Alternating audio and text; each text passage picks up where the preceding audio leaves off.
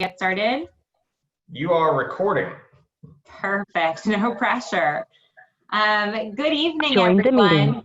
We are right at 7:01 and we have a lot to cover this evening. So I am going to get started. I apologize in advance for the doorbell going on and off. We expect over 100 participants to be joining us this evening. So we may hear that throughout the call, so I apologize in advance. But my name is Chelsea Hamill. To get us started, I am a Special Olympics Pennsylvania, or SOPAS for short, COVID-19 coordinator.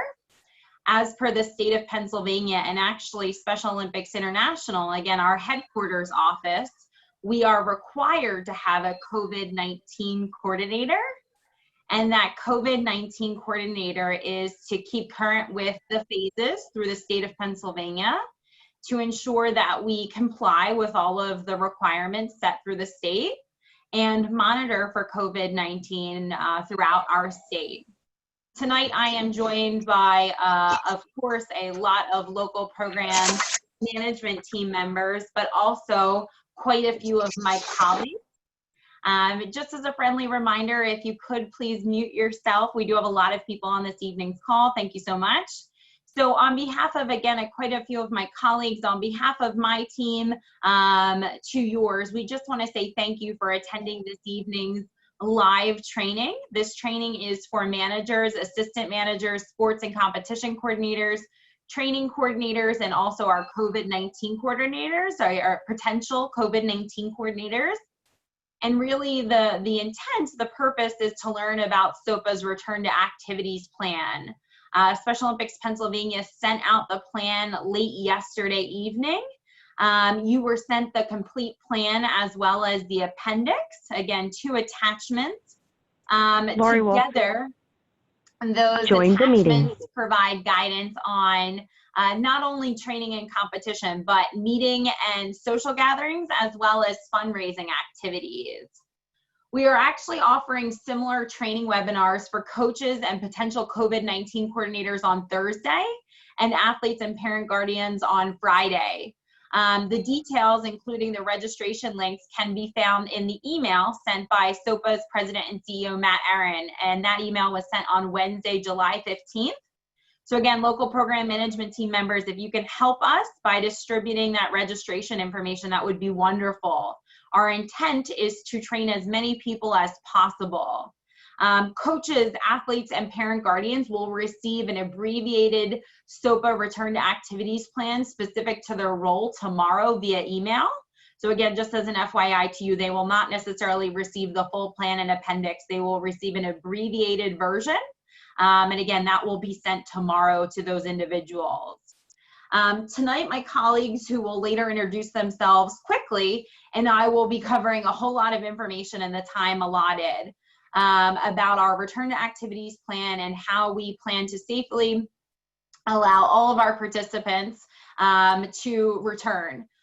Throughout this presentation, we are going to refer to all of the individuals that we serve as participants. So that would be athletes, unified partners, coaches, volunteers, family members, caregivers, and staff.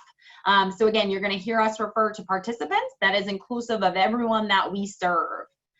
We do have a lot to cover this evening, so we will not necessarily be stopping for questions. Encourage you to use the chat function and ask questions, and we will review them at the end if time permits. We do understand that through tonight's training, we may not necessarily train all of our management team members, coaches, athletes, and parents, guardians through these live series of trainings.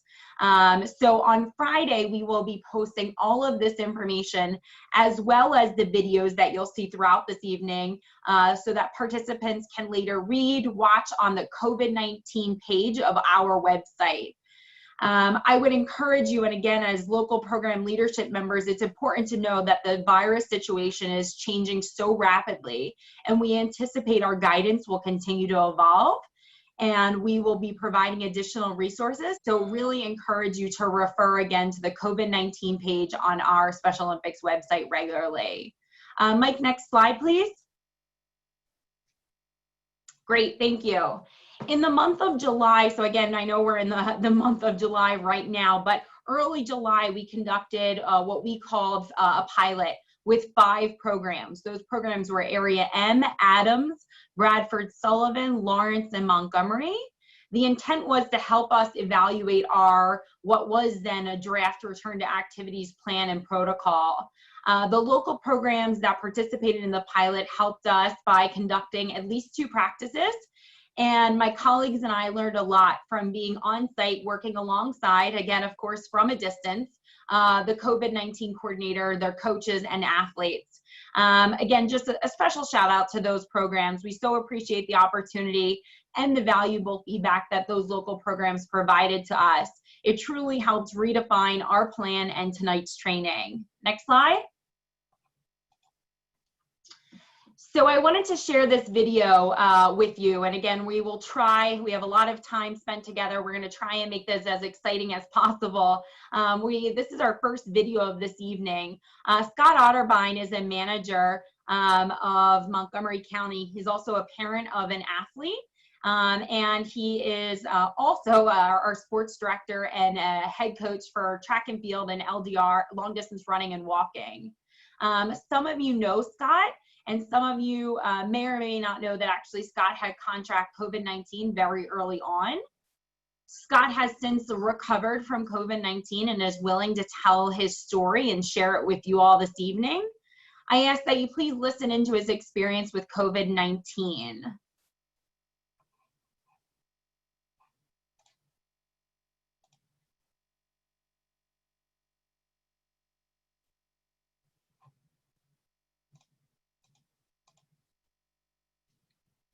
Mike, we are not seeing a video.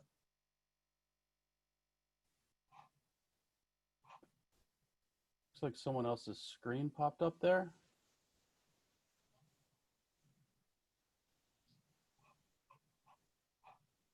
Mike, are you there? Mike Germer? Yeah, I'm here. I'm not sure how we got Roxanne's screen. Oh. That's weird. Sorry about that. Is that better? You guys see me? Yeah, this is better. Weird. The fun of technology. Thanks, folks, for your willingness to hang tight while we got that situated. Yeah, Mike, go ahead. We're ready when you are.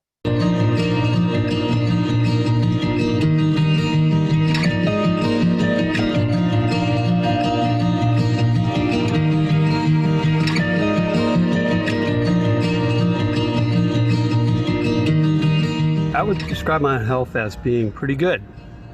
Because of Special Olympics, I've done a lot of running and walking with my athletes on unified long distance running, walking, and track, and stay in shape. So, as they might say, for my age, pretty good. And just to let you know, because it's the context of part of the discussion, I'm age 67. We'll be 68 in 3 weeks.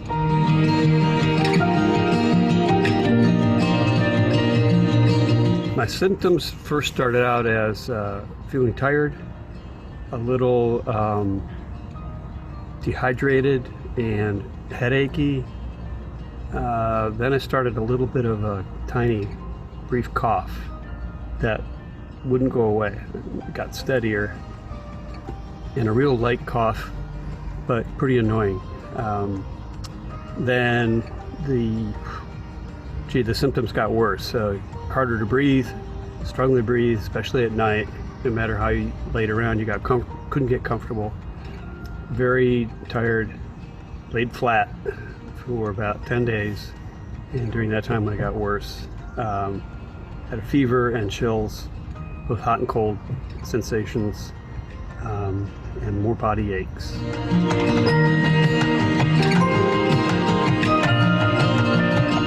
To officially get diagnosed, I ended up getting 2 tests. The first one, late March, was done at an urgent care center run by the hospital system where my primary care doc has privileges. And they had probably 9 days before that result got in. But while I was sick enough to be in the hospital, they did a test at Abington Jefferson, and within 24 hours they had verified through their tests.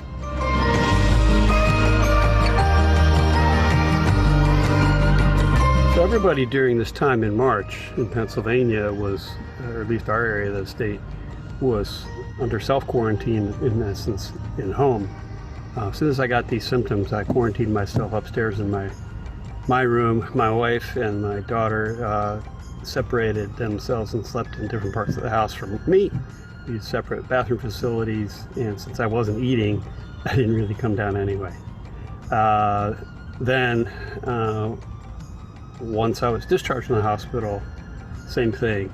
Got myself apart for 2 weeks after that, and then during that time I started feeling just fine.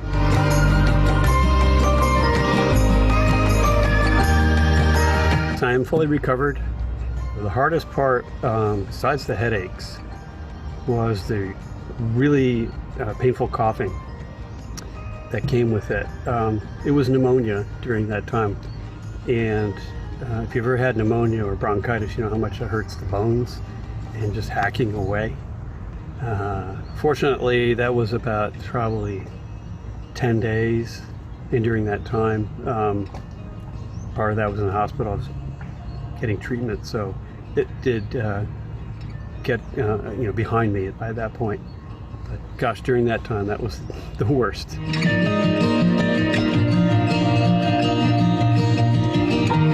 Based on my experience, parents and athletes should, like with everyone else, wash your hands, avoid indoor crowds, avoid any situation where you can't be distant from folks, 6 foot distancing, and obviously wear a mask. Eat well, get a lot of rest, and get your exercise. Those all helped me.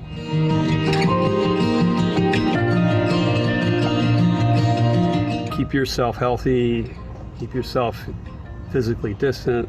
And this is not just in any engagement you might come across in the future with being with Special Olympics athletes, but just in your day-to-day life.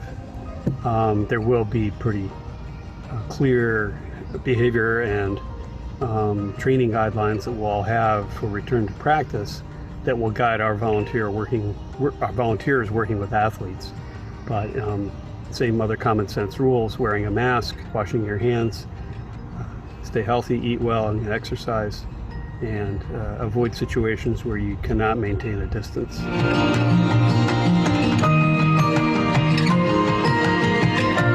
The key point in all this is that it doesn't matter how healthy or unhealthy you are. The virus doesn't know ahead of time when it enters the body if this person is 12, 52, or 102. So you can get it even if you don't think you're going to get sick. You might not, but there's risk taking. People will say, well, I don't wear a bicycle when I ride, or if I'm on a motorcycle, and last time I went out nothing happened, I didn't get hurt, which is true that day, but over time the statistics will tell you that not wearing a helmet, you're more likely to get an injury than someone who wears a helmet. So you can say the same thing for my cousin smoked all his life, he never got cancer. Still, it's one of those trade-offs.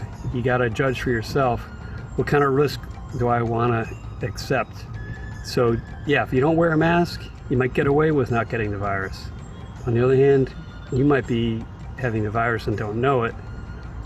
Great for you, but meanwhile you're passing along to other people who you don't know, just walking down a hall or being around them if you know them.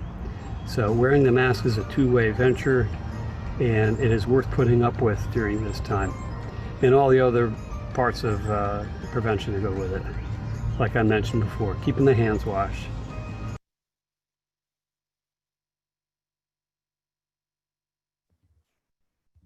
Looks like my connection's a little funky. Oh, good. Thanks, Mike.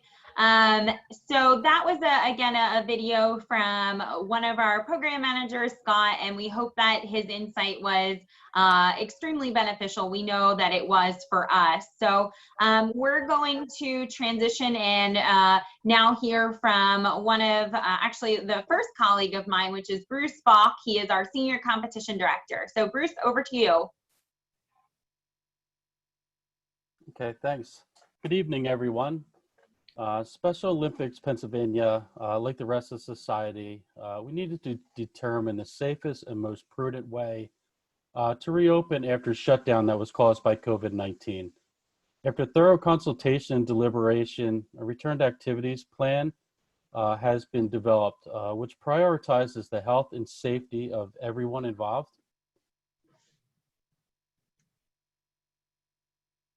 Next one, Mike.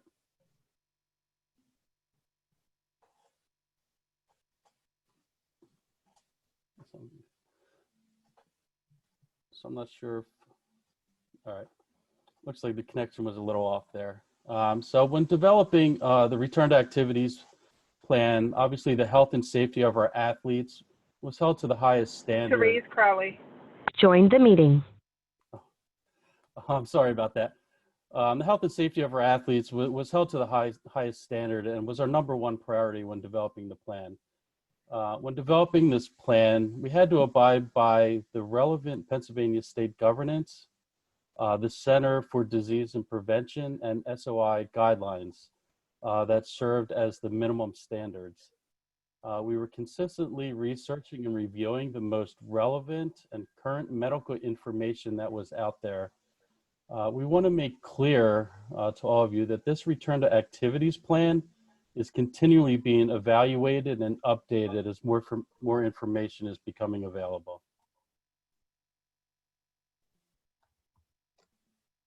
Next slide, Mike. There we go. As mentioned, we followed the guidelines that were put out by the state of Pennsylvania. One of those guidelines was the return to sports guidance. Within the state's guidelines, SOPA, or Special Olympics of Pennsylvania, we are considered a recreational and amateur sports organization. And because of this classification, only counties that are designated by the state as being Join the meeting. being in the green phase are permitted to return to activities. Also, as part of the requirements, as Chelsea mentioned, of the state and SOI, each state is required to assign a COVID-19 coordinator, which in our case is Chelsea.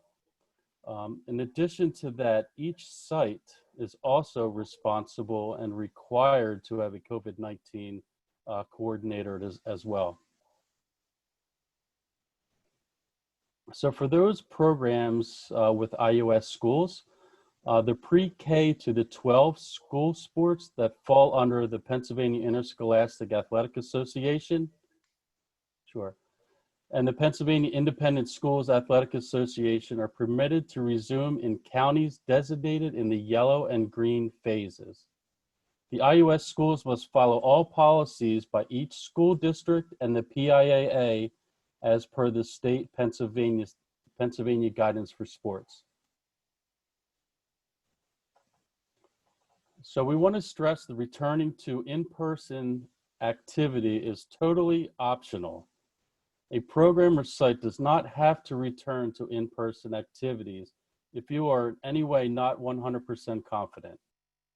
Secondly, because of COVID-19, we will not require coaches to be certified this fall season. The at-home virtual training and competition is always an option for those that are not comfortable with returning to play or those that cannot return to training. Chelsea will speak to you about the high-risk participants, but as a reminder, the high-risk individuals cannot return to in-person activities until phase E, where there is little to no reported COVID-19 cases. So Chelsea, if you could speak to the high-risk participants. Great. As noted within our return to activities plan, again, all of you would have received that late yesterday evening. Within the plan, you can see that SOPA prohibits those who are high risk from attending in-person activities at this time. Everyone is at risk for getting COVID-19 if they are exposed to the virus, but some people are more likely than others to become severely ill. As we've already mentioned quite a few times, more is learned about COVID-19 every single day, and the latest information is always available on the CDC's website.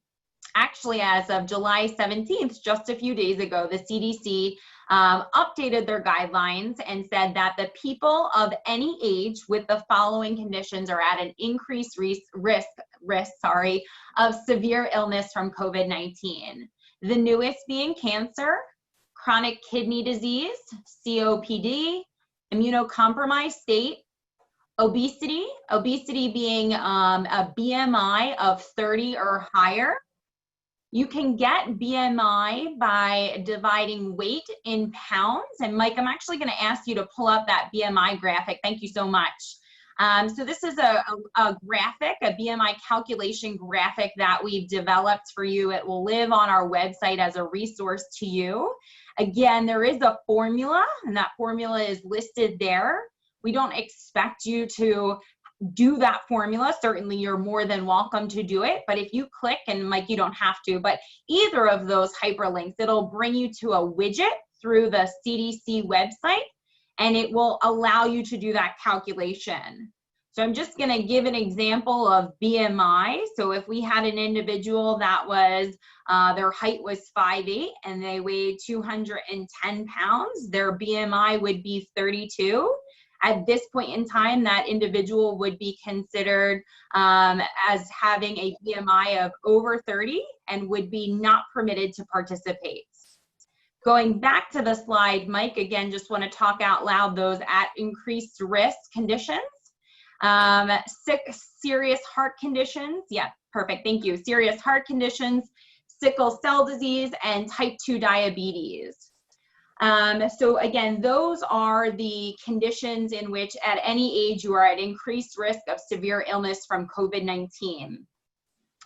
Current clinical guidance as well as information from the CDC indicates that people who live in nursing homes or licensed long-term care facilities are also at an increased risk of severe illness from COVID-19. So with that being said, residents of Pennsylvania licensed intermediate care facilities, also known as ICFs, or personal care homes, also known as PCHs, which would include group homes, are not permitted to participate in Special Olympics in-person activities at this time. So if you have any of the conditions noted above, you are at a higher risk of serious illness from COVID-19, or if you live in a nursing home, a licensed long-term care facility, you are not permitted to return to Special Olympics in-person activities at this point in time. We are expecting every participant to do a self-assessment before determining whether they should return to in-person activities. So it's not to put themselves, of course, but also their families, their teammates at risk. Likewise, if you have been diagnosed with COVID-19, we encourage you to consult with your healthcare provider for written medical clearance before returning to Special Olympics in-person activities. Next slide. I think I'm passing to Bruce to talk about the phases. Okay, thank you. So this slide demonstrates how Special Olympics Pennsylvania Return to Activity Plan is aligned with the state of Pennsylvania and the SOI requirements. As you can see, SOPA Phase A on the left there directly aligns with SOI Phase 0 and the state of Pennsylvania's red and yellow phase. As previously mentioned, SOPA's programs fall under the guidance of the amateur sports, so we cannot return to activities unless the county is in the green phase. SOPA's Phase B directly corresponds with SOI phase with no more than 10 participants at a site. Again, this includes all participants. So when we say participants, we're referring to athletes, coaches, volunteers, everyone that Chelsea mentioned earlier. So everyone at this site must be counted as a participant. We've added in Phase C that is no more than 25 participants. SOPA's Phase D directly corresponds with SOI Phase 2. So our last phase, Phase E, falls within SOI's Phase 3, but as you can see, SOI's Phase 3 does not have any restrictions on gatherings, but SOI made a recommendation that programs add in an appropriate phase before allowing the no size restrictions. So we based the no more than 150 participants on multiple factors, including the PA Amateur Sports Guidance, the CDC information on youth sports, as well as the World Health Organization. So as you can see, we are in compliance with the SOI guidelines. Just to mention, so this fall, you can see it's kind of shaded out on the display slide right there. That this fall we will not be allowing sites to go past Phase C, which is that no more than 25 participants at a site.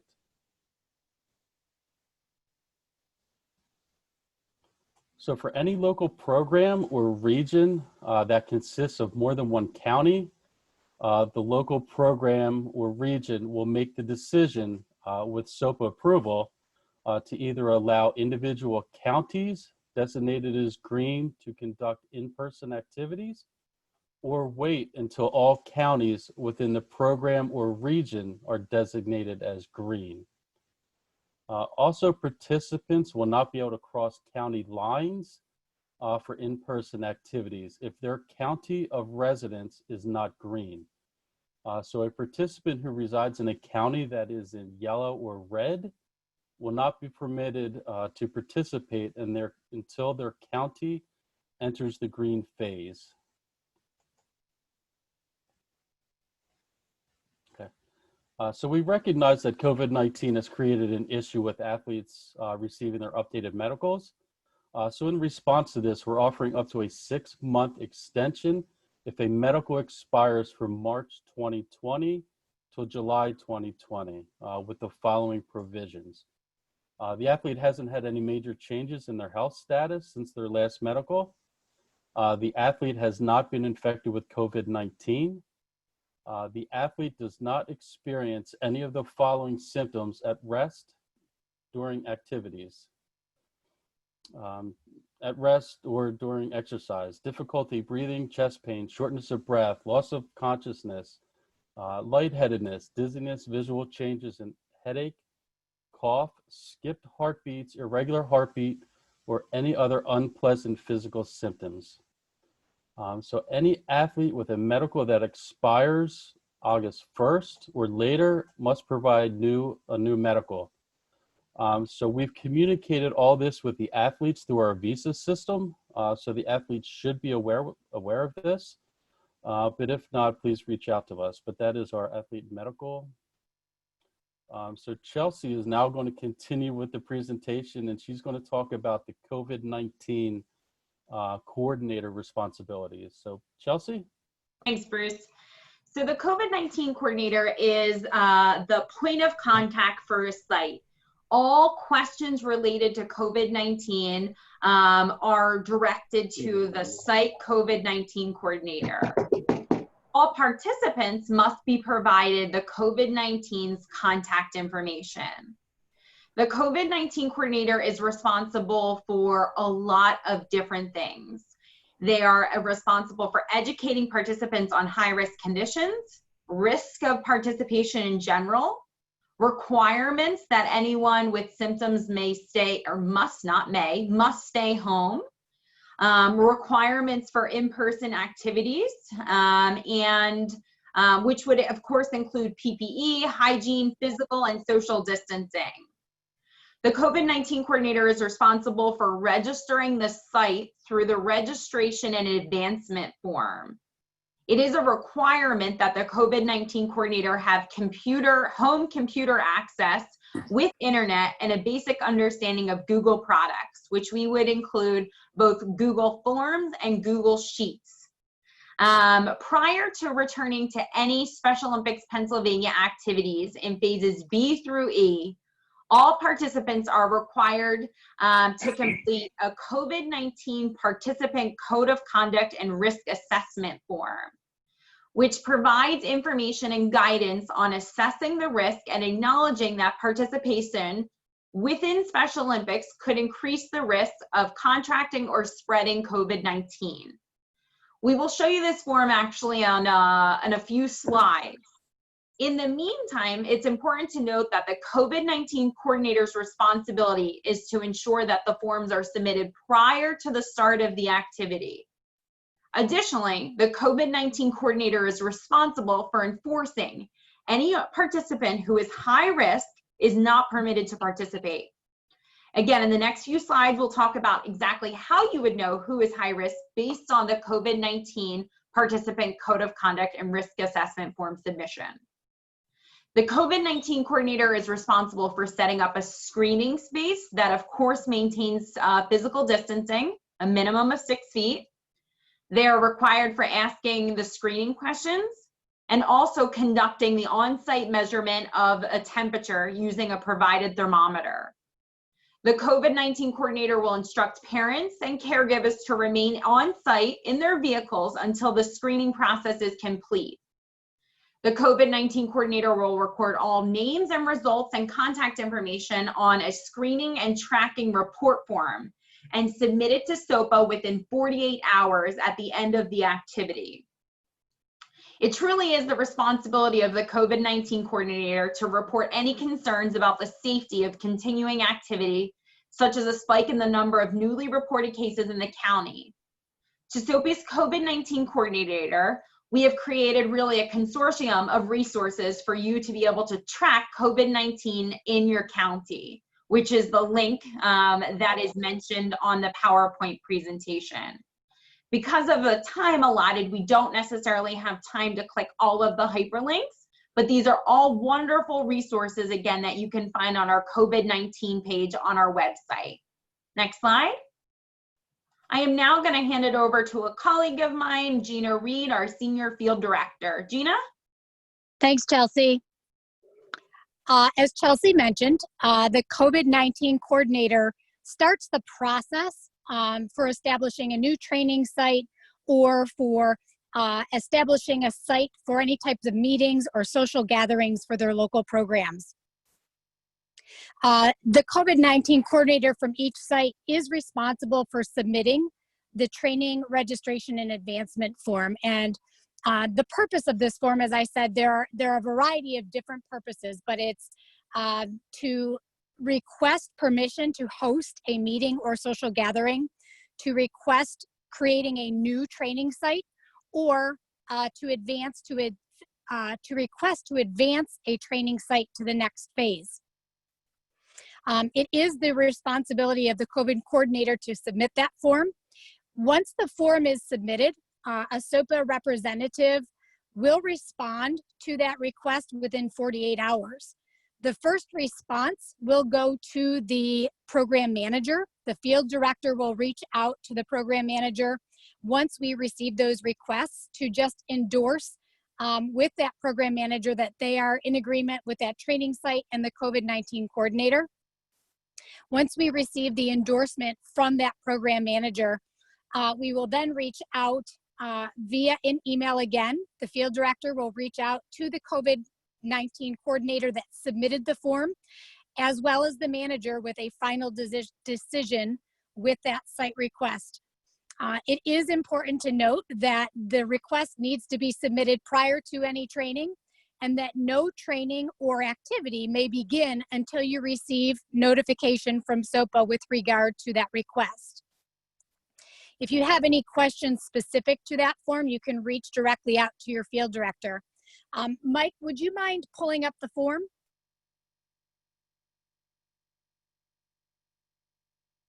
Nope.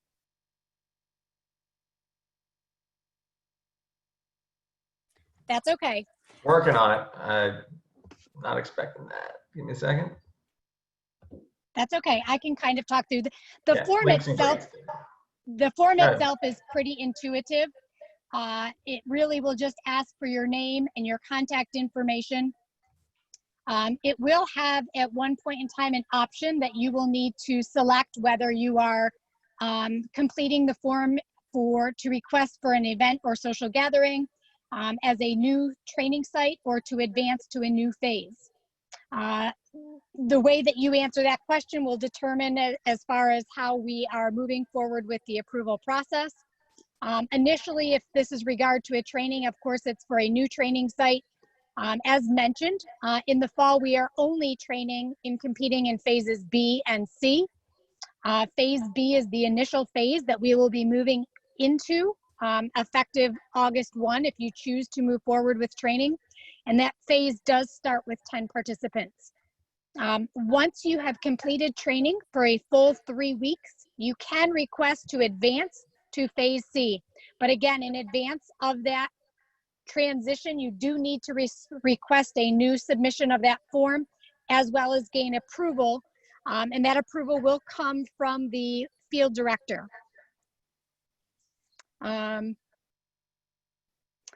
Another question that you will be asked in the submission form is if there are multiple sports that are training at that respective site.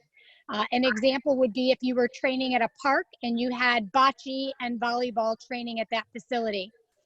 Again, that's important for us to note, just so that we can make sure that we are maintaining social distancing and that we are appropriately managing both of those training sites accordingly.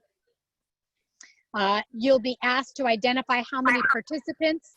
And again, participants for these purposes are identified as athletes, unified partners, coaches, volunteers, family members, and caregivers.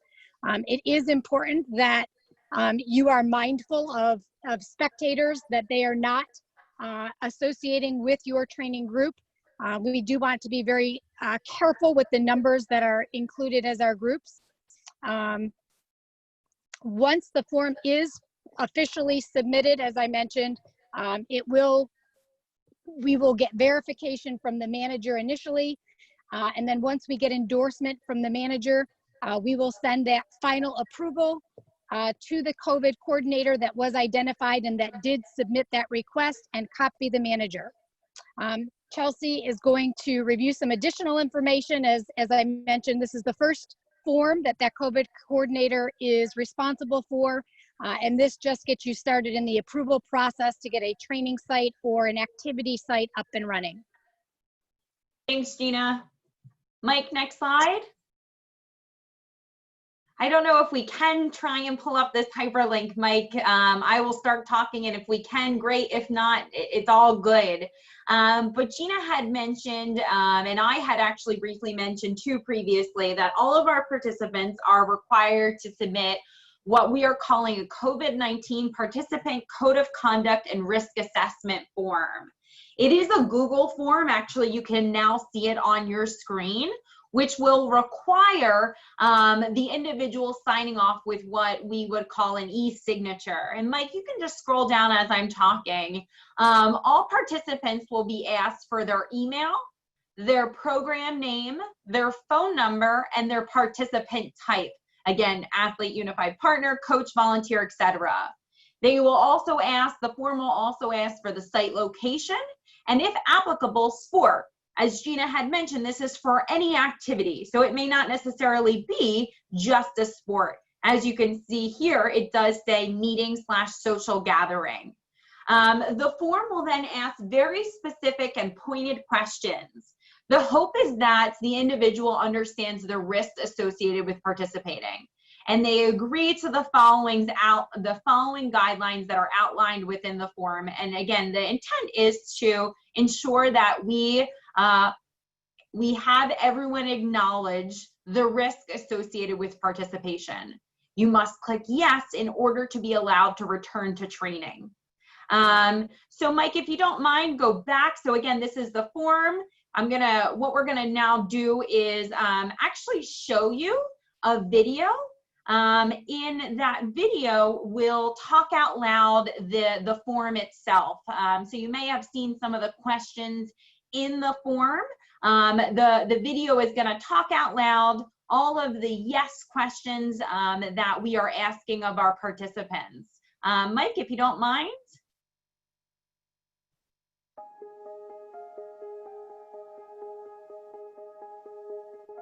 Hi everybody, I'm Matt Aaron, the President and CEO of Special Olympics Pennsylvania. We've been working really hard on our return to activities plan, and we're so excited to be able to resume training and activities very soon. Safety is always our #1 priority, and to be safe, everybody has to do their part. So I thank you for taking the time to watch this important video, and we can't wait to see you again soon. I understand I could be exposed to the coronavirus through sports, training, competition, and/or any group activity at Special Olympics. I am choosing to participate in sports, competition, and/or other Special Olympic activities at my own risk. During the time these precautions are needed, I agree to the following to help keep me and my fellow participants safe. If I have COVID-19 symptoms or have been near someone who had COVID-19 in the past 14 days, I will stay at home and not go to any activities until 14 days after exposure or 7 days after all my symptoms are over, unless I have received a clearance from the healthcare professional. We all should be aware of the symptom of COVID-19. However, you could have COVID-19 and not have the symptoms.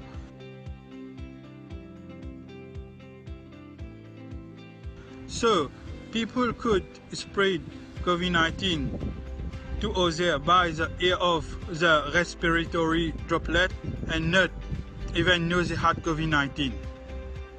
That is why it's so important to wear a face covering and stay at least 6 feet away. Special Olympics gave me education on Special Olympics rules for COVID-19 and who is at high risk. Who is at high risk, you may ask? COVID-19 is a new disease and information is changing on who is more likely to get COVID-19 and who will have more complications. Based on currently available information and clinical expertise, people with intellectual and developmental disabilities are at higher risk of severe illness resulting in death from COVID-19. I know that if I have a high-risk condition, I have more risk that I could get sick or die from coronavirus. If I have a high-risk condition, I cannot go to Special Olympics Pennsylvania in-person activities until there is little or no coronavirus in my community. I know that if I have a high-risk condition, I have more risk that I could get sick or have serious outcomes from COVID-19 until there is little or no coronavirus in my country. If I have a high-risk condition, I know I should not participate in person at Special Olympics events. I know that before I participate in Special Olympics activity, I'll be asked some questions about symptoms or exposure to COVID-19. My temperature may also be taken. I will answer truthfully to all questions and participate in. When I arrive at Special Olympics practice or event, I'll be asked a few questions. Let's review the question that all participants will be asked. In the last 14 days, have you had contact with someone who has been sick with COVID-19? Have you had a fever in the last week, temperature of 100.4 Fahrenheit, 37.8 Celsius or higher? Do you have a cough and or difficulty breathing? Do you have any other signs or symptoms of COVID-19? Fatigue, muscles or body ache, headache, new loss of taste or smell, sore throat, or runny nose, nausea or vomiting, diarrhea. I might even need to have my temperature. This is what 6 feet or 2 meters looks like. Another way to think about what 6 feet or 2 meters is by imagining a door laying flat, the length of a bed, the size of a dining room table, a couch, or the width of a car. I will wear a face mask at all times while at Special Olympics activities to help slow the spread of the coronavirus. I may not need to wear a mask during active exercise. Let's look at the proper way to wear a mask. First, you will need to clean your hands or hand sanitize them before putting it on your face.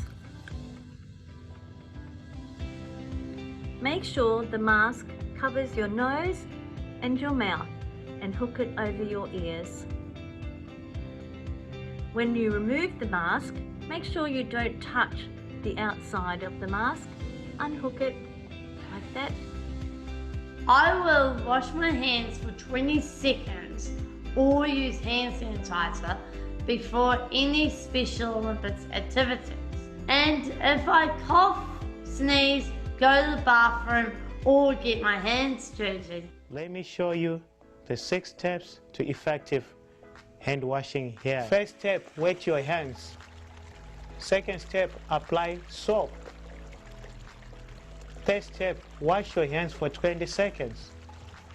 Don't forget to scrub between your fingers, under your nails, and the top of your hands.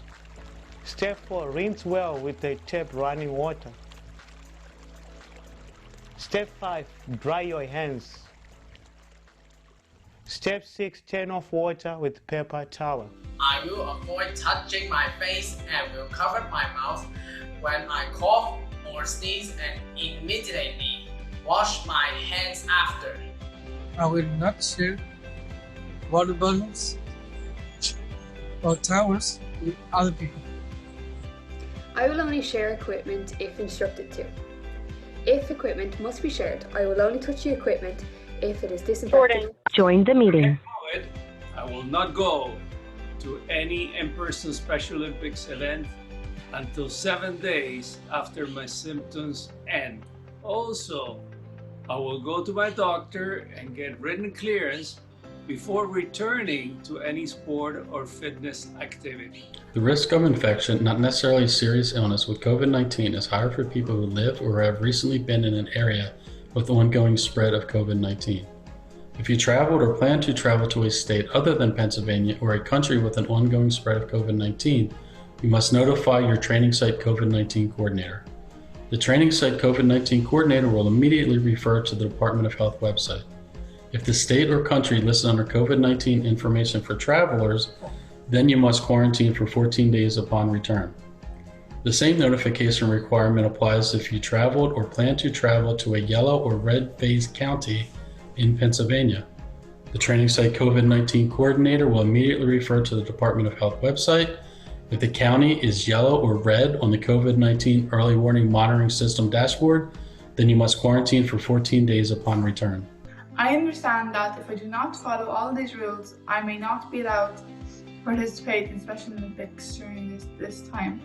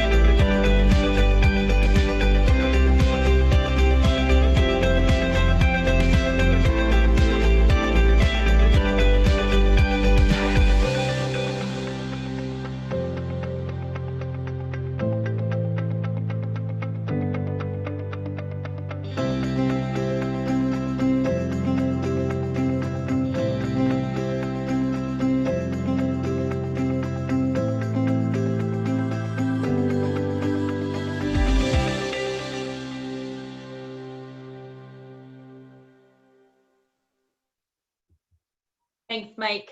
So if you don't mind, just stay on the slide for a minute or two more. So again, by showing you that video, it is inclusive of what is in the COVID-19 Participant Code of Conduct and Risk Assessment form.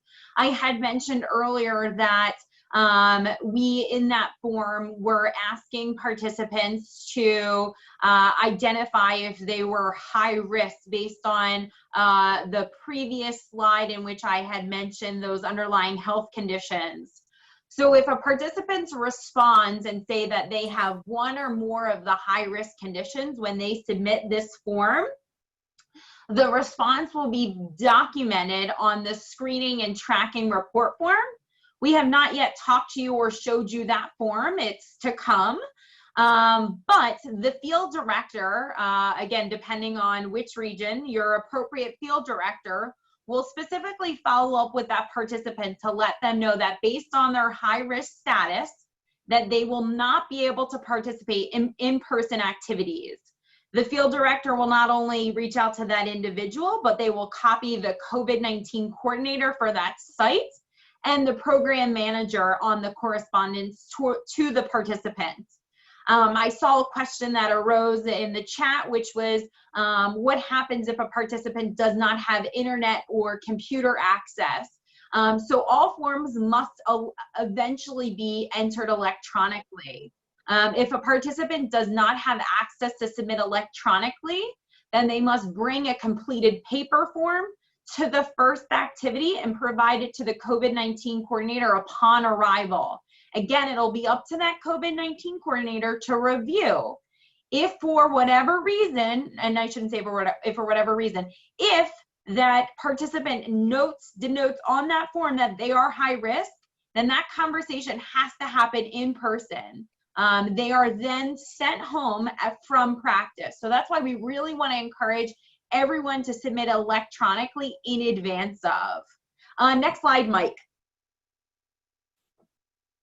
Thank you so much. So personal protective equipment, also known as PPE. Within the video, you had heard about a screening. And again, a screening is going to be a part of our return to activities protocol. Again, it will be the responsibility of the COVID-19 coordinator to conduct this screening. Special Olympics Pennsylvania, the state office, will be providing each local program PPE. We're actually in process. Carrie Webedo, a colleague of mine, had sent an email to all of our program managers. She is our PPE specialist on staff, and she had sent an email confirming home addresses of our program managers. We will be sending every program no-touch infrared thermometers, disposable 3-ply face masks, hand sanitizer, spray disinfectant, and also signage. The number of PPE will definitely be dependent on the size of the local program. So again, if you're a larger local program, you will get more PPE than a smaller local program. One of the questions we've gotten, again, from the pilots and just general reach out is, well, what if we don't plan to do anything in the fall? That's okay. This PPE, we would foresee you needing well after the fall. So if you decide not to do anything this fall, you can certainly store the PPE and use it in the winter or spring. Again, you don't necessarily have to use it this fall, but we're sending to every single local program for this fall. So a little bit more about what we're providing to you. The thermometers we're providing will provide a quick and accurate temperature measurement from a distance. They will take accurate readings within actually I would say 2 to 3 seconds when held about 2 inches from the forehead. In order to get an accurate temperature reading, the forehead must be clear.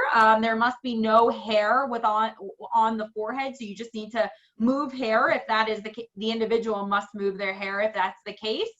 The COVID-19 coordinator is going to take the temperature of all participants. That includes coaches.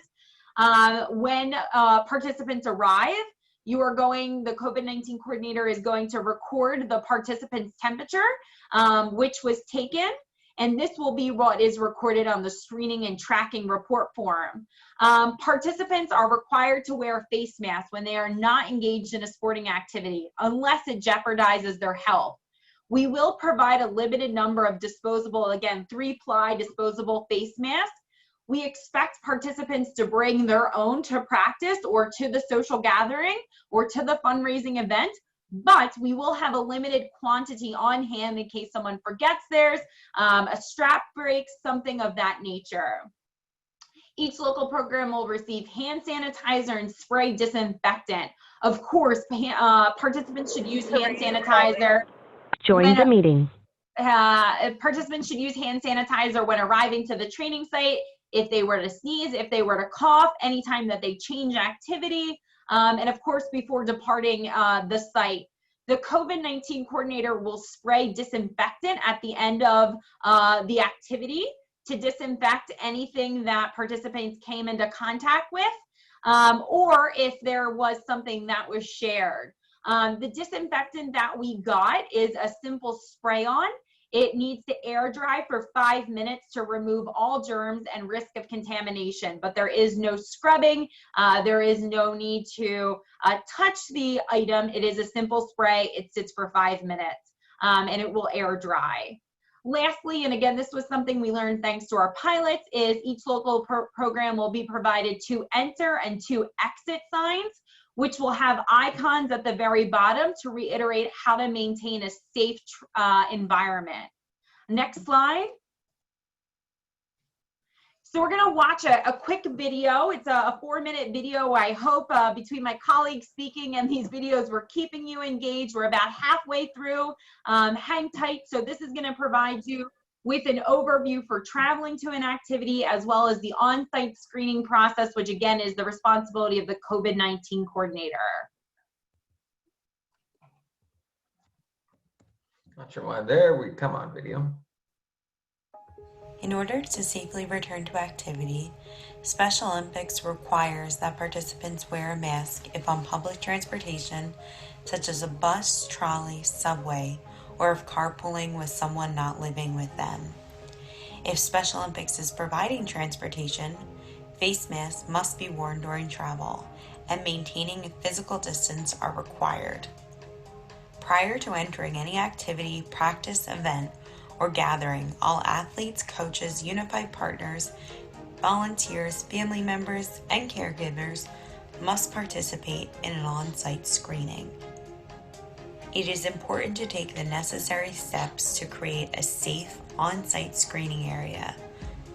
You may do this by creating a single point of entry, one entry that allows participants to enter one at a time. We strongly advise outdoor spaces used during all phases where possible. Use chalk, tape, cones, or other markers to indicate what 6 feet looks like for physical distancing. Make sure you have all the necessary supplies for a proper screening, which will include a thermometer, mask, hand sanitizer, disinfectant spray, pens, COVID-19 participant code of conduct, and risk assessment forms. The COVID-19 coordinator will fill out a monitoring form for each participant that passes through the screening. The form includes the participant's name, contact information, temperature, answers to screening questions, and the outcome of the screening. For instance, can they participate, or have they been isolated and sent home? The questions asked are, in the last 14 days, have you been in contact with someone who has been sick with COVID-19? Have you had a fever in the last week? Do you have a cough or difficulty breathing? Do you have any other signs or new symptoms of COVID-19?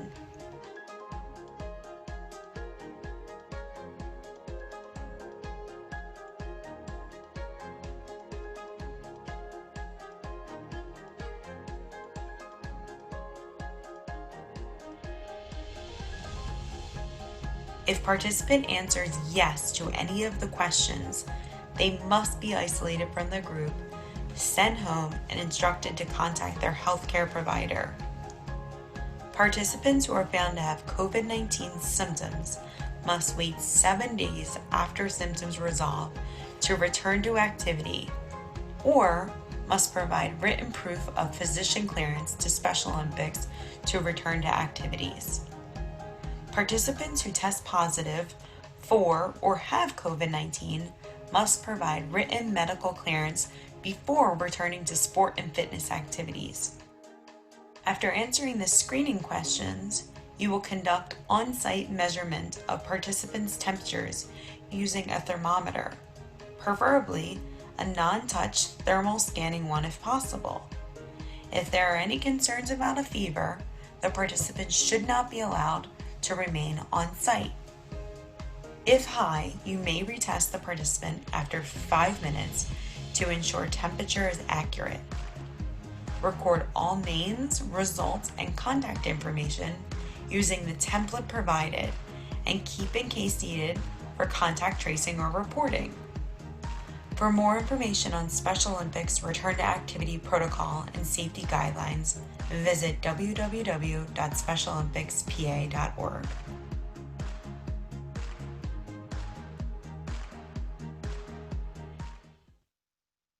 So just a few things to reiterate while Mike pulls up the slide regarding traveling to the activity and on-site screening. So the COVID-19 coordinator, again, you're learning so much about this role. They are responsible for reminding participants that during transport to activities, it is mandatory that participants wear a face mask if on public transportation, such as a bus, trolley, subway, or carpooling, which would include also transporting someone not living with them. So if a coach was to transport an athlete, both participants must wear a mask while in that vehicle. The COVID-19 coordinator is to instruct participants to use a single entry point, again, for entry and exit.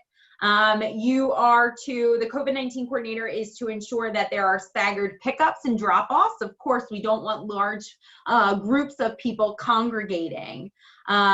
We want pickups and drop-offs to remain outside, so we're not having those parents or guardians coming into the training space. We are not allowing any spectators to congregate on the sidelines of activities. Individuals providing transportation for participants are to remain in their vehicles until the session is over. If a participant needs assistance, such as answering the screening questions, which is something, again, we've learned through the pilot, caregivers may remain on site provided that they maintain distancing. They may also have to use their own PPE. Again, caregivers are considered participants and must follow all applicable requirements. Just a note about PPE. So again, we will be sending a shipment of PPE, as mentioned on the previous slide, to the program manager. It is up to the program manager to distribute that PPE. We've learned from the pilots that oftentimes the manager is really the one who distributes accordingly the PPE. But again, each of the managers will get a PPE shipment and it's up to them to distribute. That PPE will be expected to be used at all sites. And again, you would coordinate directly with the COVID-19 coordinator. A little bit more about the screening protocol. I will be quick here because we've already now heard the screening questions quite a few times. But again, the COVID-19 coordinator is responsible for setting up a safe screening space, which is going to allow physical distancing a minimum of 6 feet. Mike, I'm not sure, again, next slide actually, if you can pull up the screening and tracking report form. Let's see, fingers crossed. Oh, great, wonderful. If you don't mind, go to tab number 3. It looks like session number 1. That's great. So here's just an example of the screening and tracking report form, which we have alluded to quite a few times.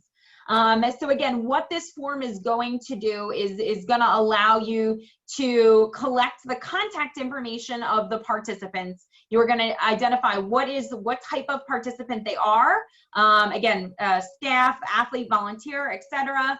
You're going to enter, you're actually not going to enter, I apologize. Again, this is where our field team is going to be super involved in assisting you. So based on the submission of the COVID-19 Participant Code of Conduct and Risk Assessment form, we will populate this information into this form for you. So again, we will bring over participant type, we will bring over first name, last name, we will bring over high risk, and again, we'll capture that information from the risk assessment form. We will capture the fact that they've signed their code of conduct, and then on site, you will enter screen yes or no, and then signs or symptoms of COVID-19 yes or no. And again, this is all a part of the screening protocol, which is a requirement for the COVID-19 coordinator to manage. We are doing this because this is going to allow us to do contact tracing should we need to. Next slide.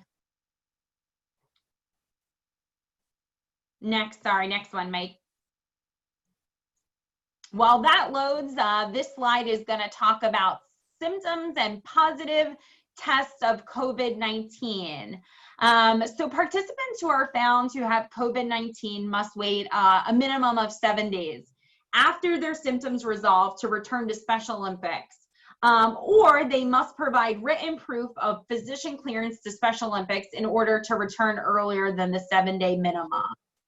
Participants who test positive for or have COVID-19 must also provide written clearance before returning to activity. Again, this would be written medical clearance from a primary care, a physician.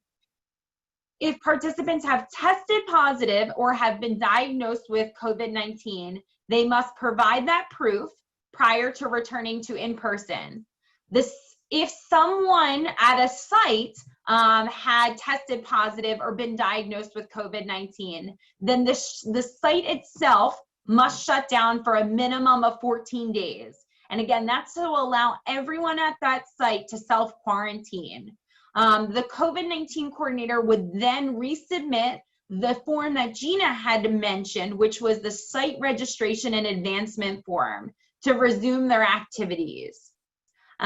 Without further ado, we're now going to get into the sports component of all of this, and I'm going to hand it over to my colleague, Mike Ermer, Western Competition Director. Mike?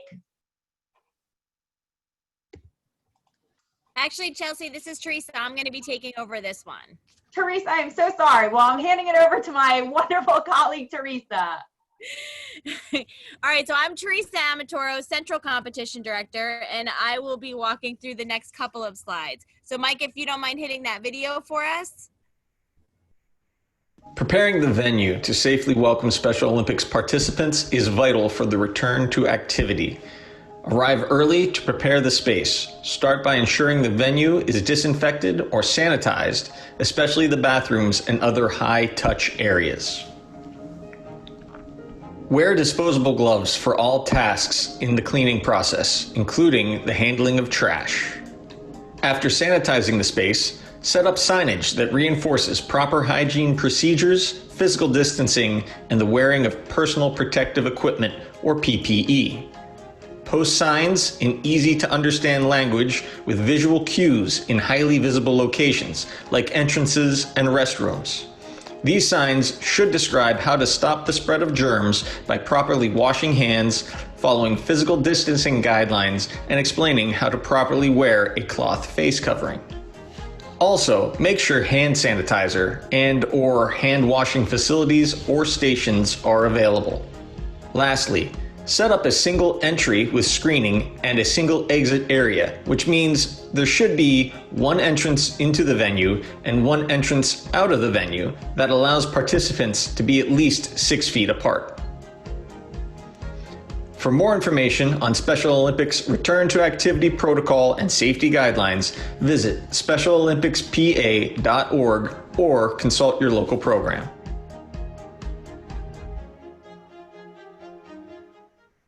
Thank you, Mike.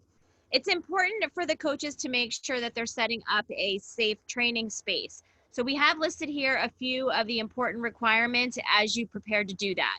So making sure that there's hand washing facilities and hand sanitizer available, ensuring that you have gloves and extra PPE available if you have athletes who come that don't have any.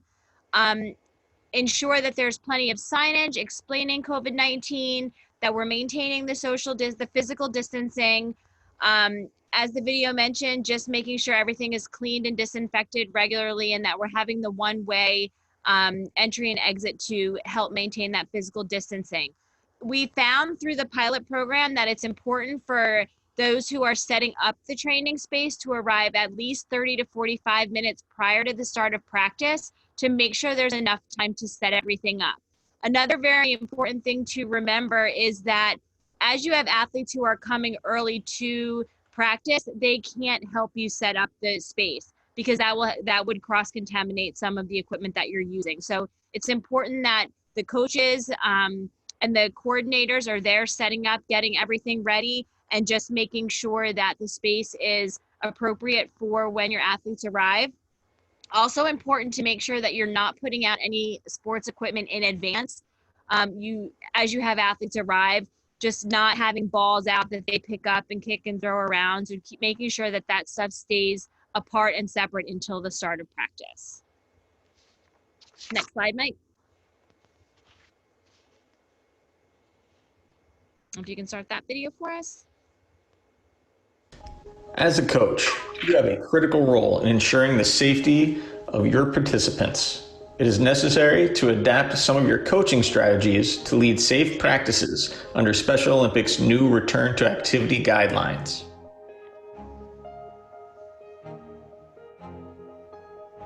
Before each activity, communicate the need for high-risk individuals to stay at home and have all participants complete the COVID-19 Code of Conduct and Risk Assessment Form. During practice, it is important to maintain physical distancing of at least 6 feet between all participants. To do this, place markers on the ground to indicate what 6 feet is and have extra volunteers to remind participants to maintain their distance. We know it is difficult, but to ensure the safety of everyone participating, there are no high fives, fist bumps, hugs, or huddles right now during this COVID-19 pandemic. You can still support your friends and teammates by cheering each other on.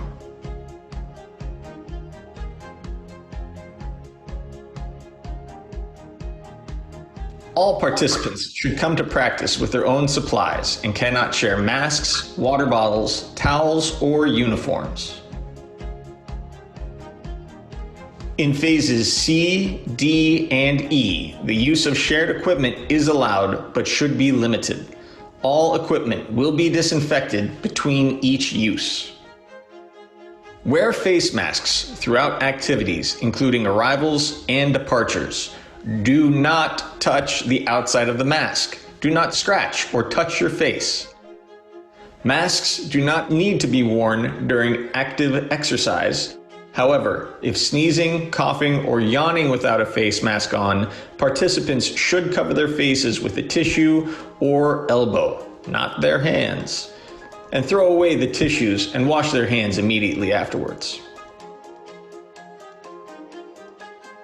Throughout activity, use verbal and visual signs to remind participants about hygiene, standard infection prevention, physical distancing, and use of personal protective equipment, or PPE. For more information on Special Olympics Pennsylvania's Return to Activity Protocol and Safety Guidelines, visit specialolympicspa.org or consult your local program.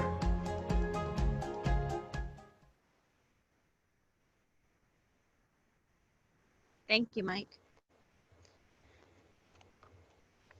The video did a great job of summarizing everything that's on this slide. We just have it listed here for your review as well. But the most important thing is just remember that your athletes do need to bring their own equipment, or if they don't have their own equipment, that the local program is providing equipment that they will use, that athlete will use throughout the season, that will just be theirs, and that it will be disinfected. If they bring their own equipment from home, it's being disinfected as they check in prior to going out onto the field. So just making sure that we're not sharing any water jugs, we're not sharing any water coolers. All of those things have to be brought with each athlete. Mike, I will pass it on to you for the honor code.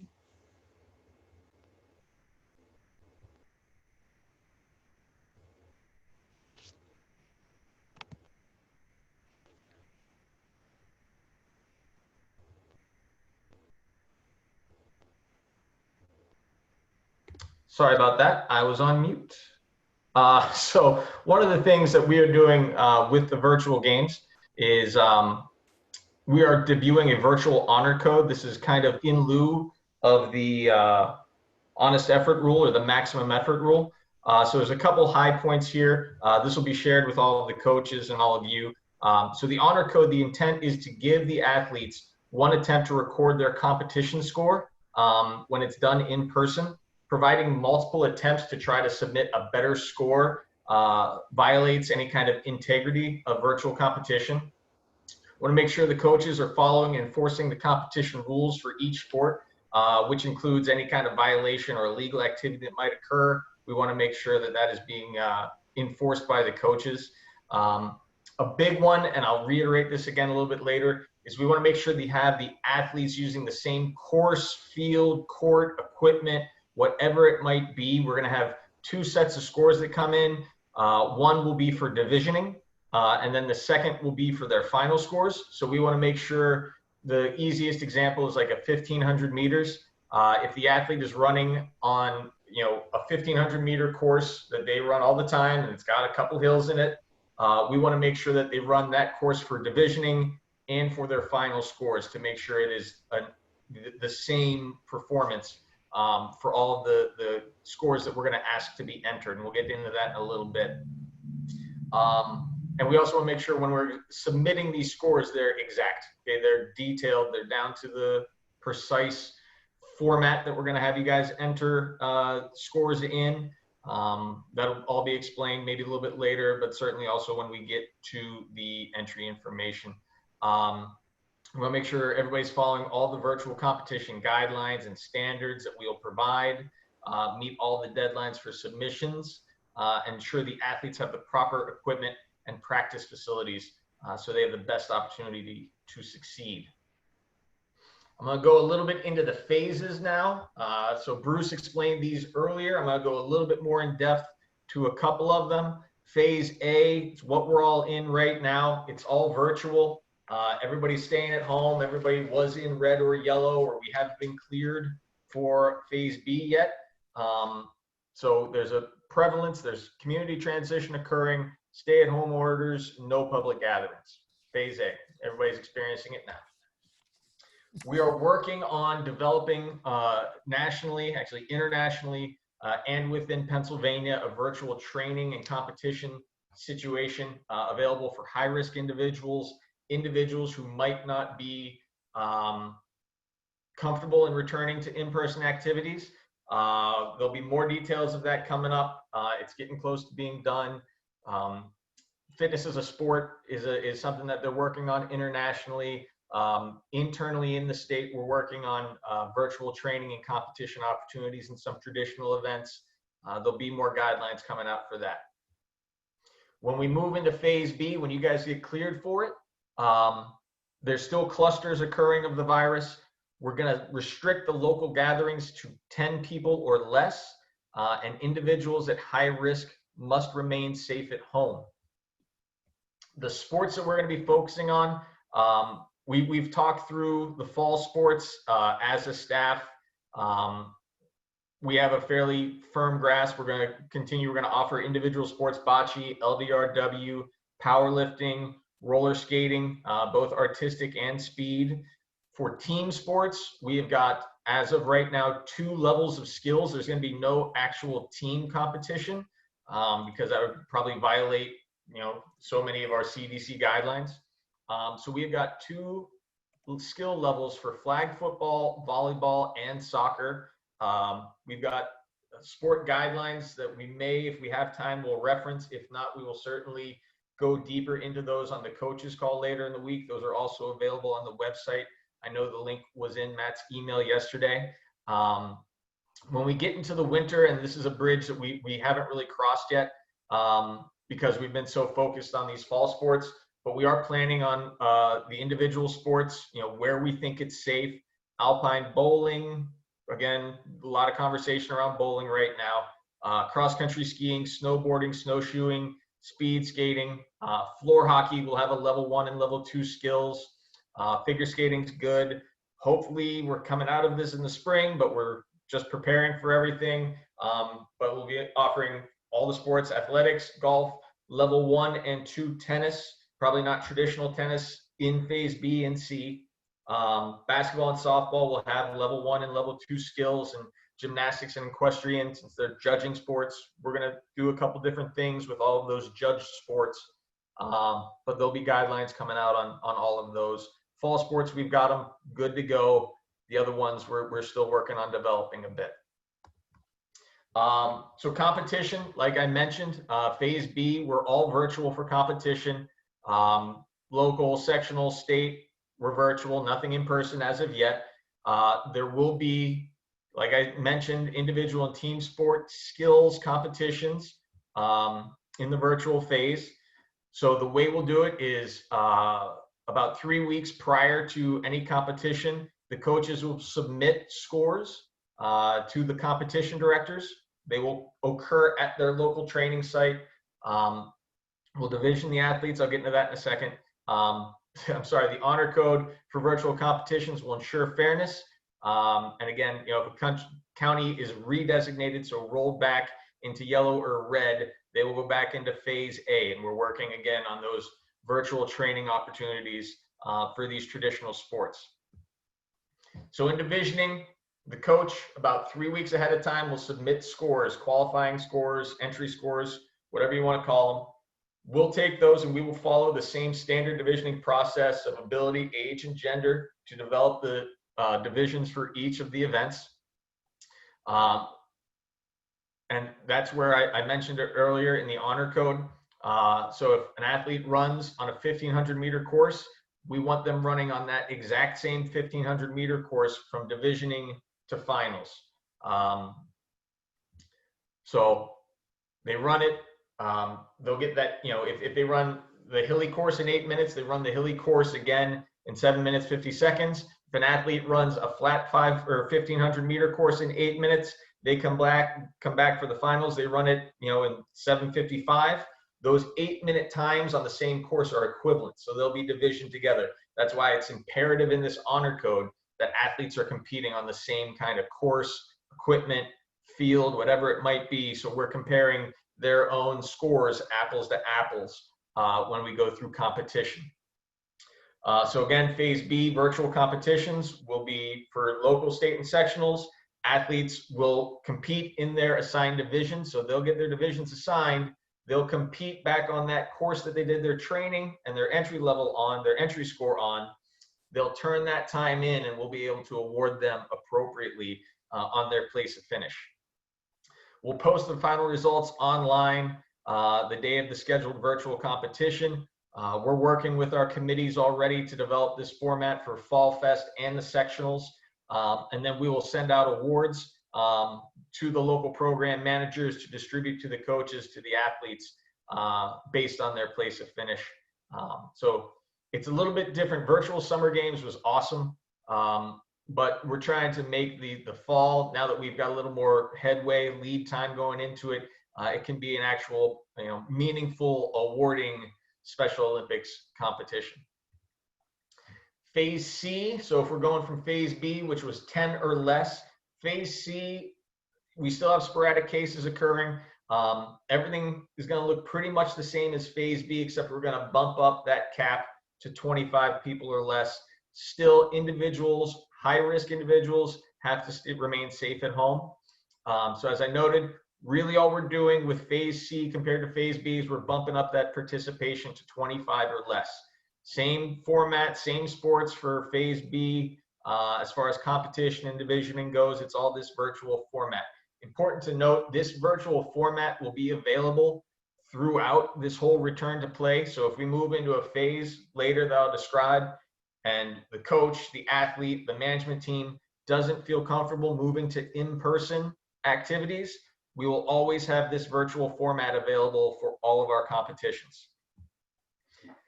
Phase D, so there's slightly less cases occurring, moves to sporadic. That's an SOI term that we don't have a super fine definition on. Local gatherings, so in phase D, we're gonna move up to 50. So 50 or more individuals at a training site or competition. Individuals that are at high risk still must remain safe at home. I'm just going to glance over these because, as Bruce noted, we're not going to get to phase D in the fall. As a staff, we just don't feel comfortable getting there yet.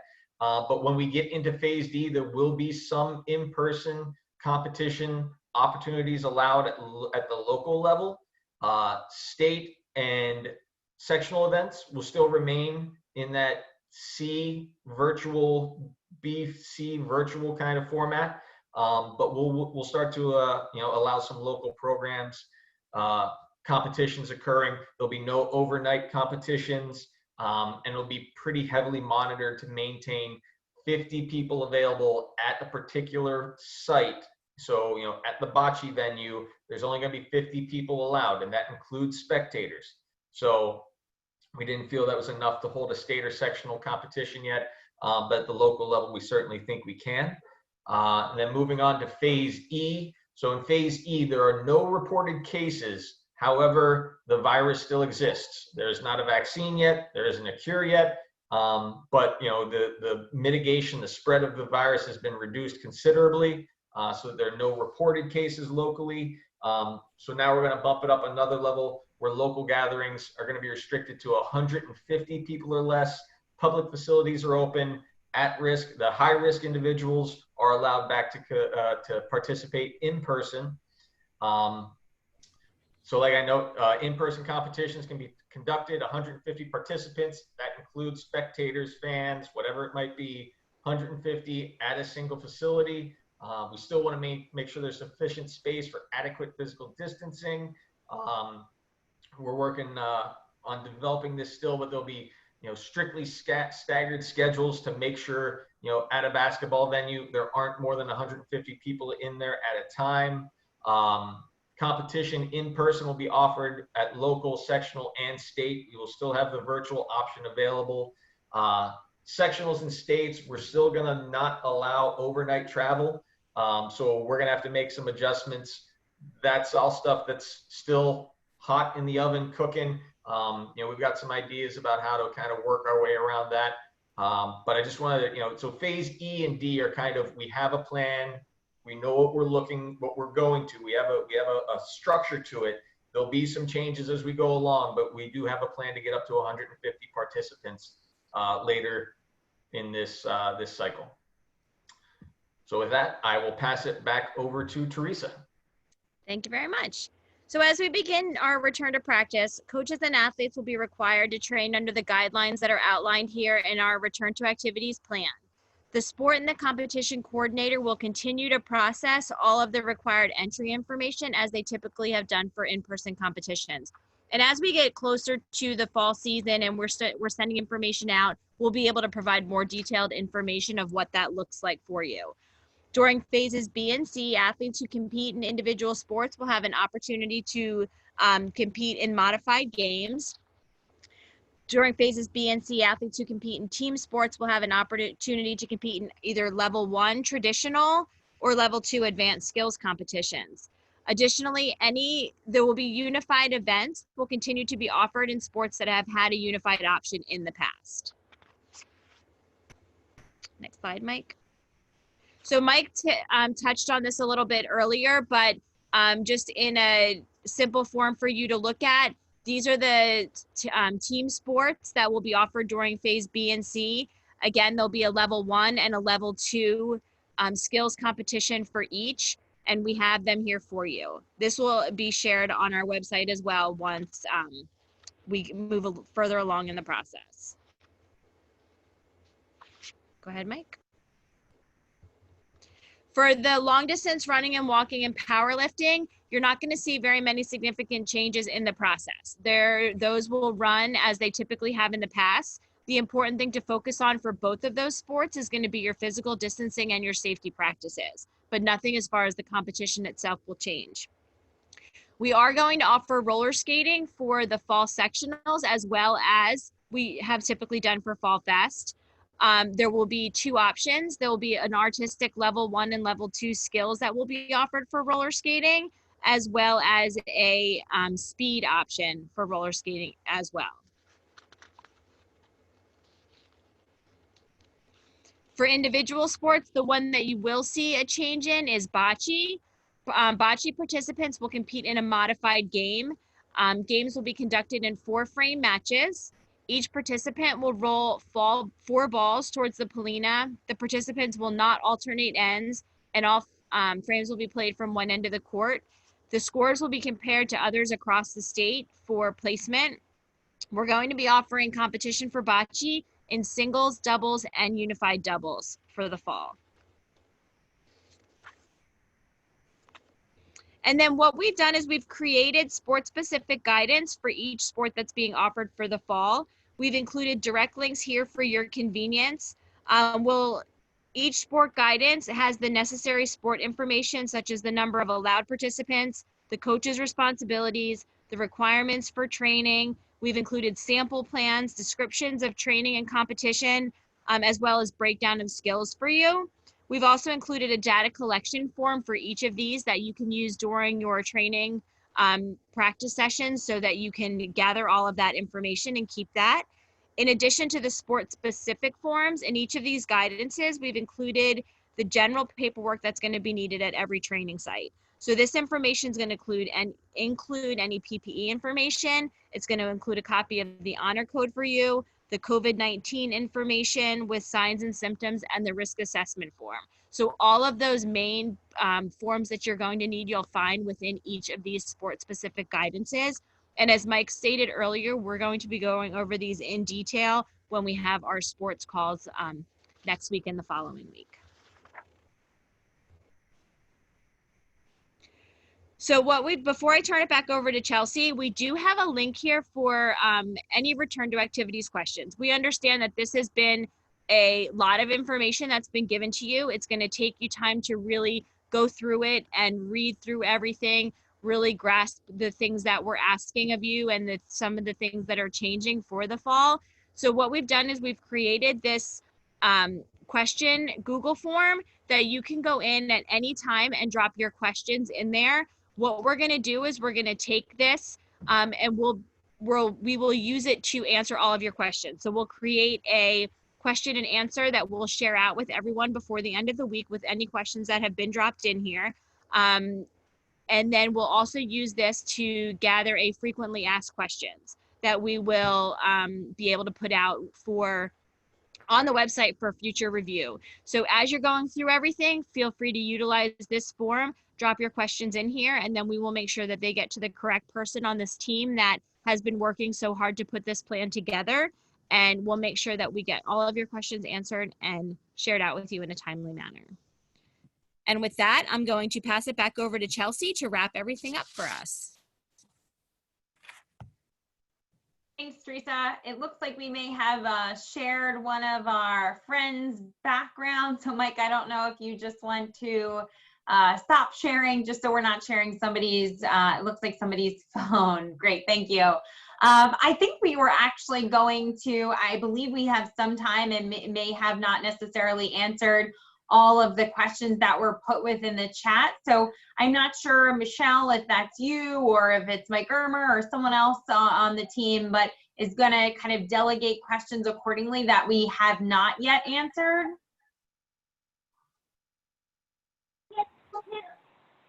Yep, I got it, Chelsea.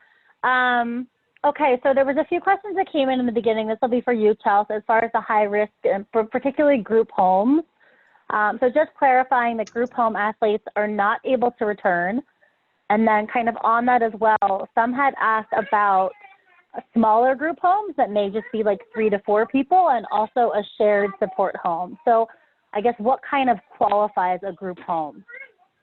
Yeah, that's a great question. And one of the things we're going to provide some additional guidance on through our, thanks, Michelle, provide some additional guidance on through our COVID-19 page on our website.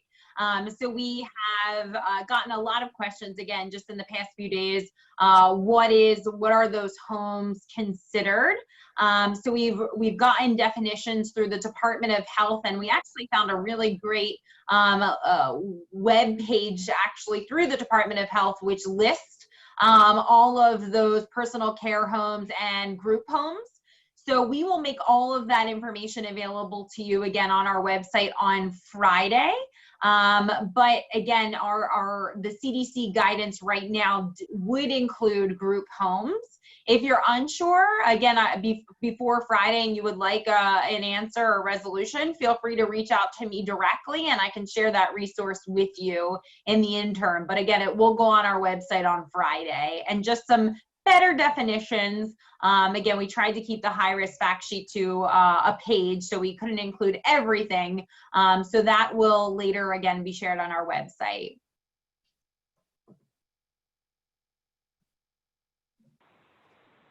The next, and if you can just again clarify, Chelsea, who falls into that high-risk category? Sure, yeah, no problem at all. So there are certain high-risk conditions, no matter your age, which put you at an increased risk of severe illness from COVID-19. That would be cancer, chronic kidney disease, COPD, immunocompromised, which would really be a weakened state of a weakened immune system. If you had a BMI, a body mass index of over 30, again, you're going to calculate that by getting your weight in pounds divided by your height. We do have a conversion chart, a widget for you. If you have a serious heart condition such as heart failure, sickle cell disease, type 2 diabetes. I will say the CDC website, which is actually linked within our presentation, it is linked within the appendix, which was shared with you, is a wonderful resource and gives so much great guidance. If you're unsure, I would just encourage you to look there, and it will give a lot more additional information. And we're going to encourage you to refer back to there regularly because information changes so rapidly about what we know about COVID-19. As I mentioned, it was just updated on the 17th, now inclusive of cancer. In addition to those underlying any age increased risk of severe illness, we had also, and we just mentioned this, are saying that residents of PA licensed intermediate care facilities or personal care homes, which would include group homes, are not permitted to participate in Special Olympics activities at this point in time. Great, Chelsea. And then I think just reiterating that that does include athletes, volunteers, coaches. It includes anyone who is a participant within Special Olympics, unified partners. So everyone can fall within those high-risk categories. Correct, Michelle. Yes, that would be any participant that we serve within the movement, which, again, understandably, we know that a lot of our participants are going to be considered high risk and are not going to be permitted to return to in-person activities. Because of this, as we alluded to earlier, our team is working diligently to find meaningful ways for our participants to stay involved virtually. There are a few exciting things in which we're expecting to share with programs in August. We know that our virtual programming has to be meaningful, it has to be competitive. So again, we're working hard to ensure that we are providing a quality virtual programming opportunity for anyone that is not eligible or uncomfortable in returning to activities in person. Great, and another one that just came in for you also, Chelsea. As far as the BMI, if an athlete doesn't know their height or weight and aren't able to figure it out, are we expecting people to weigh and measure them? No, and I'm assuming the question being that asking if the coach would have to weigh the participants. So as a part of being a Special Olympics Pennsylvania athlete, you are required to have a medical, and on that athlete medical is your height and weight. So you could always access that information through the athlete medical. The only thing I would say about the athlete medical is it's good for 3 years. So if somebody if somebody gained a significant amount of weight or lost a significant amount of weight in 3 years, it may not necessarily be the most up-to-date information. So you could always refer to that athlete medical if should you need be. Again, it is not our intentions that coaches or volunteers are weighing anyone. Again, it's all a self-identification. So Chelsea should be taking her height and her weight and finding out her BMI before arriving to practice, because again, those are the questions that are asked as a part of the COVID-19 Code of Conduct and Risk Assessment form. All right, one more for you, Chelsea, and then we'll jump to the competition team. As far as the COVID-19 coordinators, can a site have two, like a primary and a backup? Yeah, this is a really good question. And one of the things we again learned from the pilots. So we're really encouraging groups to minimize changing of groups. So I'll use myself as the example. I should not be attending multiple practices. Again, we're hoping that the personnel change does not happen often. If a group can afford to have two COVID-19 coordinators, a primary and a backup, I think is how we refer to it in the chat, and it would not have them go over the count of 10, then that is fine. But we would want that primary and backup to really be with that one site and that one site only, not assisting with multiple sites or even another site. Again, just because then that person is coming into contact with multiple groups.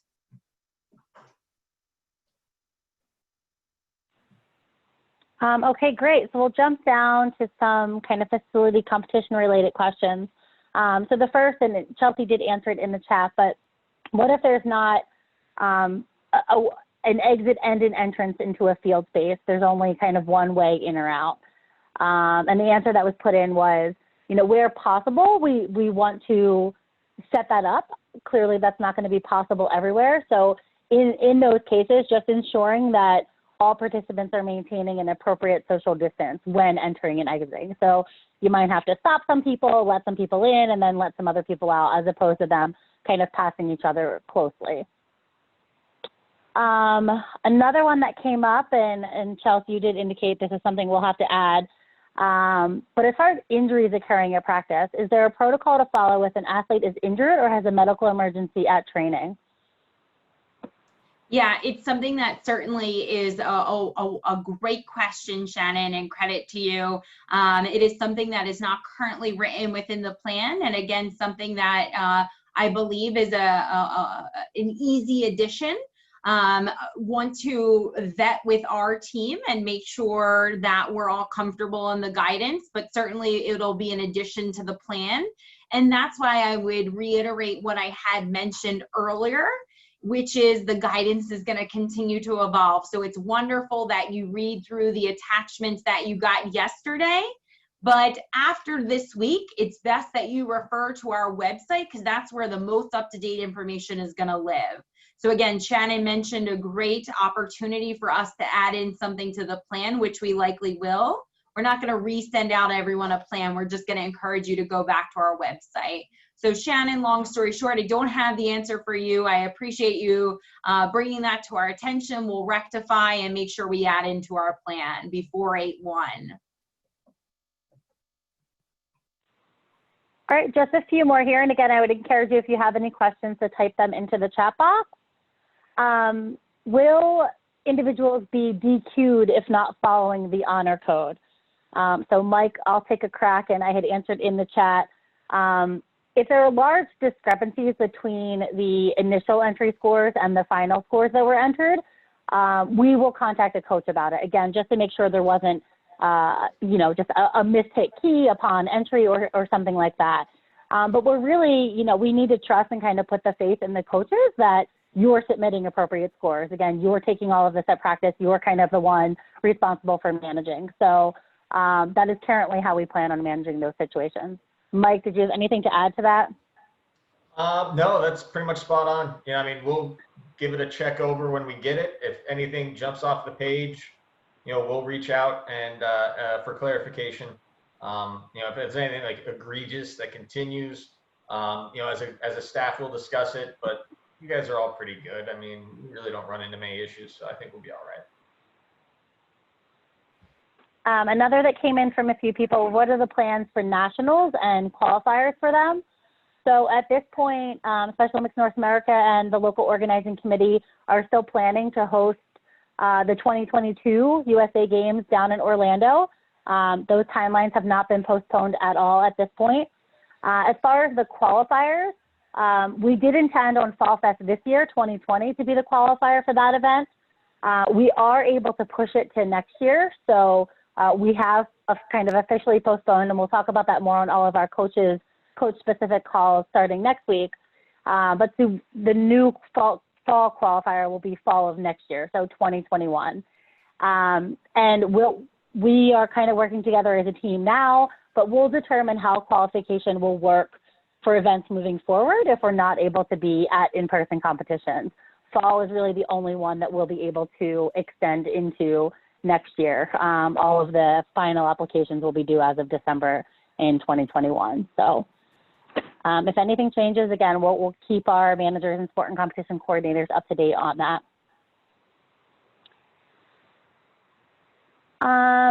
There was another, Chelsea had just answered it in the chat, but I think good to review with everybody. So just reviewing the medical expiration date again.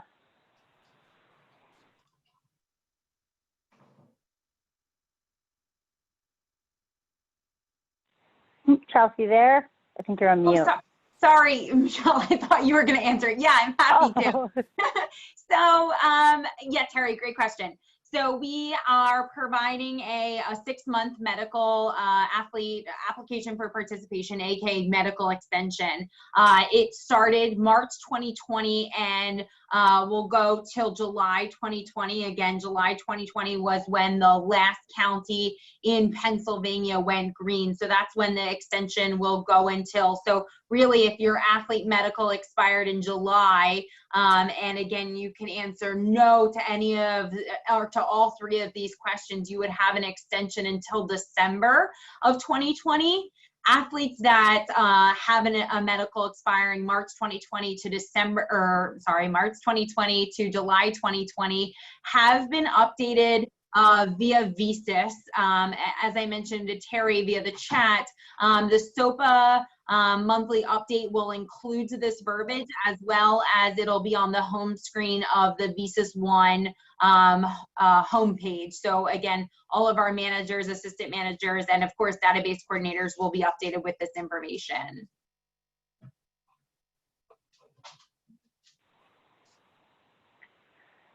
Great, and Diane, I'm not sure if I completely understand your question, but the question is, Chelsea, if there are 2 sets of coaches and if social distancing can be done, can they both have practice for the same sport?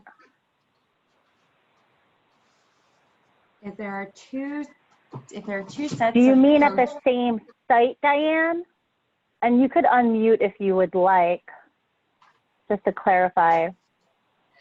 Yes, if it's at the same site.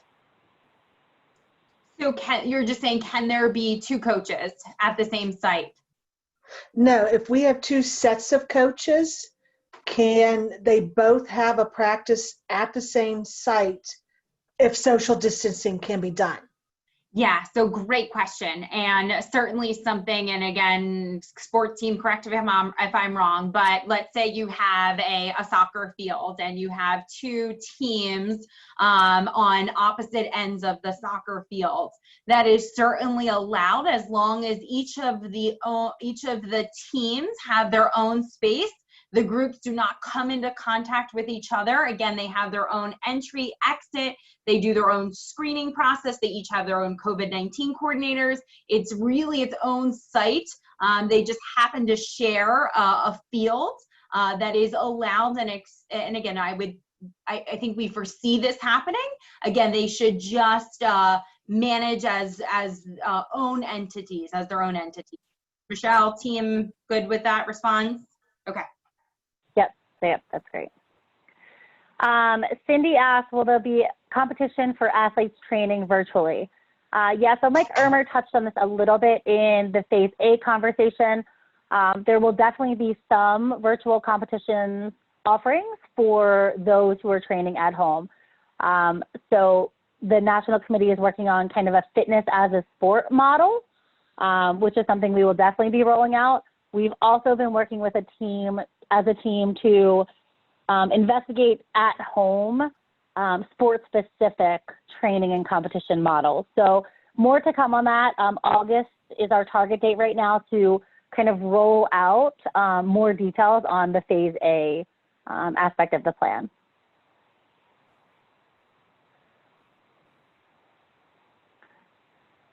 Those are all the questions I think right now. So again, if you have any additional questions, if you just want to pop them into the chat, our team will hang on here for a few more minutes. And thanks so much, everyone, for participating. We appreciate you taking the time. Just in the interim, because I certainly don't want to lose anybody, feel free, of course, as Michelle said, drop your comments or questions into the chat box. But we have created another opportunity for our COVID-19 coordinators to ask questions. Again, a COVID-19 coordinator is a completely brand new, quote unquote, position. And we understand that a lot of this information is new. And there are, chances are, a lot of questions that you may not necessarily have even thought of yet. So the COVID-19 coordinator call will really just be like an office hour call where you are able to call in, join, ask your questions, and drop off or stay on for the full hour. The time and date of that is Monday, July 27th at 7 p.m. Monday, July 27th at 7 p.m. Again, this was mentioned in the email that was sent to you all yesterday evening. We encourage you to join and just ask questions. Our team is here to support you. Chelsea, we had a question come in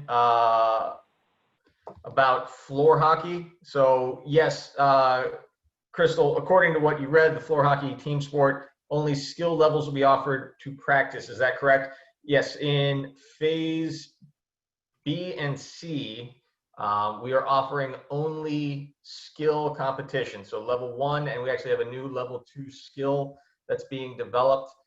That's what we want you to practice because, you know, you can't really social distance in floor hockey. So we don't want people banging bodies out there. We want them working on these skills. We've got in our sport specific guidelines, we've got sample practice plans. We've got several, not only breakdowns of these skills, but other drills that you can do as a team sport to develop different skill sets, agility, balance, speed, strength, that kind of stuff. We'll go over some of that in more detail on Thursday in the coaches call, and then next week in the sport specific stuff. But we're working on developing some stuff for that for sure. But yes, we want them only doing sport specific or skill specific training, because that's what they're going to be competing in primarily. Thank you. You're welcome. I have one more here, Chelsea. If our county does not currently feel comfortable moving forward with beginning activity, is there someone we have to inform? No, sir. I mean, I would encourage you. Many of our programs have wonderful relationships with their field directors. Again, Gina Reed, Jim Mins, and Kristen Lenig. You are certainly more than welcome to talk with your field director. It's encouraged, but there is no need to update the state. Again, we will know if you are wanting to register a site by filling out the site registration and advancement form, in which Gina had mentioned earlier. You do not need to update anyone if you're not planning on registering a site, but you're certainly more than welcome and encouraged to talk with your field director. Looks like there was a question, Michelle, I hope you don't mind. It was just to clarify, only one COVID coordinator COVID-19 coordinator per county. So actually the expectation is that every site, every activity, there is a COVID-19 coordinator. So let's say that you are doing bocce with less than 10 participants, you are going to need a COVID-19 coordinator. And again, we'll just use Bedford as the example. So again, you're doing bocce in Bedford, and Bedford is also going to a few weeks later do a dance with less than 10 people while remaining socially distanced. There is going to be a social gathering, and that event, that activity is also going to need a COVID-19 coordinator. So any event activity is going to require a COVID-19 coordinator. So we suspect that a county or a program is going to have multiple COVID-19 coordinators.